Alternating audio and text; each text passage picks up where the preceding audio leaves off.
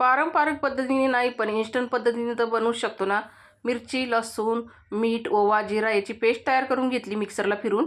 1 वाटी गव्हाचं पीठ, 1 वाटी बाजरीचं पीठ, 1 वाटी ज्वारीचं पीठ, 1 वाटी चण्याचं पीठ म्हणजे बेसन पीठ हे सर्व मिक्स केलं। त्यामध्ये बारीक चिरून घेतलेला कांदा, कोथिंबीर टाकली, मिरचीची पेस्ट टाकली, हिंग टाकला, हळद टाकली आणि मिक्स करून त्यावरती तेलाचं मोहन टाकलं, मिक्स करून घेतलं। थोड्या पाण्याचा वापर करून आहे ना हे पीठ आहे ना मळून घेतलं। जास्त घट्ट पण नाही, जास्त लूज पण नाही। परत थोडासा तेलाचा हात लावून 15 मिनिटं रेस्ट करायला ठेवलं।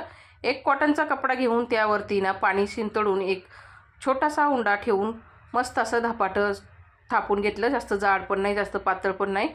गरम तव्यावरती पाण्याचा हापका देऊन त्यावरती धपाटं टाकून घेतलं आणि बोटाचे ठसे ओतून घेतले।